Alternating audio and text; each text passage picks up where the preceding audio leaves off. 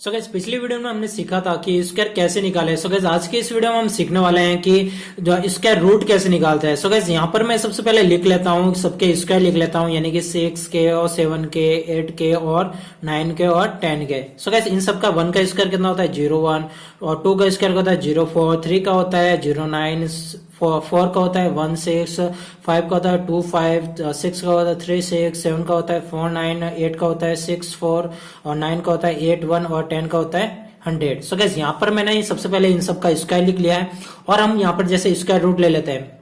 जैसे एग्जांपल के लिए 9216, यानी 9216 ले लिया, तो देखो इसमें है ना सबसे वाली लास्ट वाली संख्या देखो यहाँ पे कितना है 6, यानी कि किसके स्क्वायर के पीछे 6 आता है। यानी कि जैसे 4 का स्क्वायर कितना होता है 16 होता है, यानी कि लास्ट में कितना आ रहा है 6 आ रहा है। जैसे ऐसे ऐसे और देख लो, जैसे 6 का स्क्वायर कितना होता है 36, यानी लास्ट में कितना आ रहा है 6 आ रहा है। यानी कि 4 और 6 के पीछे मतलब स्क्वायर के पीछे क्या आ रहा है 6 आ रहा है। यहाँ पर हम लिख लेंगे 4 और 6। ठीक है, अब हम यहाँ पर क्या करें, 2 डिजिट को हम छोड़ देंगे, यानी कि 2 डिजिट को हम छोड़ दिया, और पीछे कितना बचा ये 92, यानी कि 92 है ना, ये किसके स्क्वायर से कम है, यानी कि ज्यादा नहीं। जैसे 10 का है ना, 10 का स्क्वायर कितना होता है 100 होता है, यानी 100 है ना 92 से क्या हो जाता है ज्यादा, यानी कि हमें क्या करना है इससे कम वाली संख्या लेनी है। जैसे 9 का स्क्वायर कितना होता है 81, ये 81 है 92 से कम है ना, तो हम यहाँ का ये किसका हो गया 81 है ना, तो ये किसका हो गया 9 यहाँ पे हम लिख लेंगे। ठीक है, यहाँ पर हम दोनों जगह अगर 9 लिख लिया है तो 9 से अगली वाली संख्या से मल्टीप्लाई कर दो, यानी कि 9 इंटू 10, 9 के आगे कौन सी संख्या होती है 10, यानी इन दोनों को मल्टीप्लाई करेंगे तो कितना आएगा 90। ठीक है गैस, अब हमें तो पता है इन दोनों में से एक कोई संख्या है जिसका स्क्वायर रूट ये है। ठीक है गैस, लेकिन हमें पता नहीं था, इसको पता लगाने के लिए इसलिए हमने क्या किया 9 से अगली वाली संख्या से गुणा कर दिया 10। अगर यहाँ पर 8 आता तो अगली संख्या से कौन होगी 9, यानी कि 8 और 9 को मल्टीप्लाई करते हैं, फिर उसके बाद चेक करते हैं। यहाँ पर हमने 9 इंटू 10 किया, ठीक है, तो हमारे पास कितना हो गया 19। अब ये हमें देखना है कि इन दोनों संख्या का कंपेरिजन करना है, यानी कि 92 और 90 से कंपेरिजन करना है कौन सी संख्या बड़ी है। इन दोनों में से कौन सी संख्या बड़ी है, ये वाली बड़ी है। अगर ये वाली बड़ी है तो बड़ा वाला आंसर होगा कौन सा होगा ये 96। अगर छोटी होती तो ये वाला आंसर होता है 94। तो यहां पर कौन सी बड़ी संख्या है 96। ठीक है गाइस, तो इसका आंसर हो गया 96, यानी 96 का ये क्या है square root. So guys example के लिए एक और ले लेते हैं, अगर आपको यहां पर कंफ्यूज हो रहा है कौन सी बड़ी कौन सी छोटी, ये तो हमने बड़ी वाली बता दी। अब मैं आपको बताऊंगा छोटी वाली संख्या। जैसे कि मैं एग्जांपल के लिए ले लेता हूं 5 4 और 5 6। ठीक है, मैंने ये संख्या ले ली। अब देखो 6 किस किस के पीछे आया था, हमने यहाँ पे देखा था किस किस के पीछे आया था।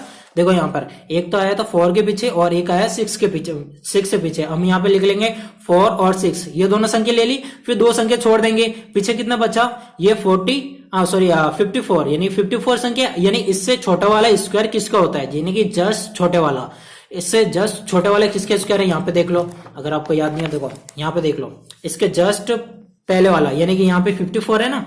अब देखो 54 64 तो ज्यादा हो जाएंगे, इससे छोटा वाला कौन सा होगा 49 किसका स्क्वायर है 7 का। देखो यहाँ पर हम यहाँ पर क्या लिख लेंगे, दोनों जगह 7 लिख लेंगे। मैंने क्या बताया था पहले कि अगली वाली संख्या से गुणा करो, 7 इंटू 8, 7 इंटू 8 को गुणा करेंगे तो कितना आएगा 56 आ रहा है। अब इन दोनों में कंपेरिजन करना है कौन सी बड़ी संख्या है। देखो ये तो बड़ी संख्या लग रही है, अगर ये छोटी है तो छोटा वाला आंसर, अगर ये बड़ी है तो बड़ा वाला आंसर। ये हमारे पास है, इससे क्या है छोटी है ना, तो ये छोटे वाली आंसर, यानी ये छोटे वाली संख्या ना, ये इसका आंसर हो गया, यानी कि ये किसका स्क्वायर रूट है 74 का क्या है स्क्वायर रूट है। ठीक है, और यहाँ पर देखो यहाँ पर हमने लास्ट में यही किया था ना मल्टीप्लाई करें, जैसे ये 90 आया था यहाँ पे, और यहाँ पे कितना है 56। देखो 90 है और यहाँ पे क्या है 92।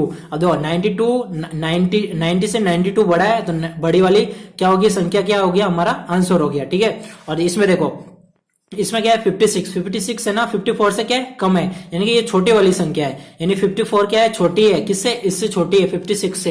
तो हमारे यहाँ पे क्या छोटी वाली संख्या हो जाएगी कितनी 74। ये 76 तो बड़ी होगी, 74 किसकी होगी ये छोटी वाली संख्या, यानी कि इसका 74 है ये किसका स्क्वायर रूट है, ये 5 4 5 6 का। ठीक है, ऐसे ही एग्जांपल के लिए मैं आपको अगर यहाँ पर 5 आ जाए, ठीक है ऐसे ही करना है लगभग सारे। अगर यहाँ पर 5 आ जाता है, यानी कि एग्जांपल के लिए यहाँ पे ले लेता हूँ 4 2 2 5। ठीक है, ये किसका स्क्वायर रूट है, देखो ये अगर स्क्वायर रूट है यानी कि पीछे कितना है 5 है। 5 किसके पीछे आता है, देखो यहाँ पे देखो 5 है ना सिर्फ एक के पीछे आता है, किसके पीछे आता है 5 के स्क्वायर के पीछे। 5 का स्क्वायर कितना होता है 25, तो यहाँ पर हम लिख लेंगे 5।